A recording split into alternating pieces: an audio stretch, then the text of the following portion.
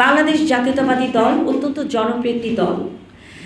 বাংলাদেশের বিভিন্ন আসনগুলোতে ধানের শীষে যে সকল প্রার্থীকে হারানো হয়েছে, আমি বলবো না তারা হেরে গেছে, তাদেরকে হারানো হয়েছে, এই বিদ্রোহী প্রার্থীর পক্ষে প্রশাসনিক লেভেলে একটা ইন্ধন ছিল।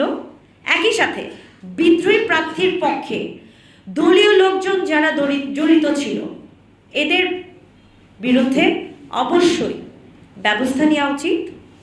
কারণ এই বাংলাদেশ জাতীয়তাবাদী দল অত্যন্ত প্রশংসার সাথে ইনশাল্লাহ আগামী 5টা বছর কাজ করে যাবে আমার বিশ্বাস।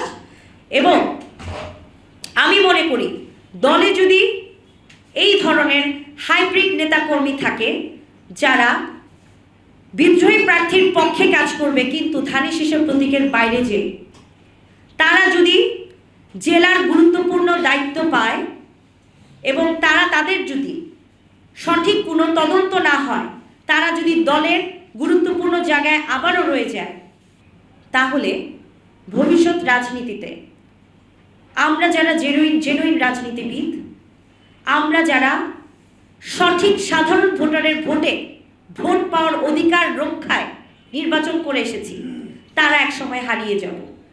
উদীয়মান রাজনীতিবিদ হিসেবে আমার বিদ্রোহী প্রার্থীর পক্ষে যারা কাজ করেছে তাদের জন্যই তো আজ আমার উদীয়মান একটি ভবিষ্যৎ। নারীদের নিয়ে আমার যে কাজ করার ইচ্ছা ছিল আমার সদরে, আপনারা জানেন আমার সদরে রেল লাইন, বিশ্ববিদ্যালয়, হাসপাতাল, মেডিকেল কলেজ কিচ্ছু নাই। সরকারি দলের একজন এমপি থাকলে আমার সদরকে আমি যেভাবে গুছিয়ে রাখতে পারতাম, সাজাতে পারতাম, সেটি আজ আমার শেরপুরের অবহেলিত মানুষ অবহেলার শিকার হলো। তাহলে এই বিদ্রোহী প্রার্থীর পক্ষে কারা ছিল, তারা কারা, এটি সঠিক তদন্ত বের করে তাদের বিরুদ্ধে অতি দ্রুত অ্যাকশনে যাওয়া উচিত।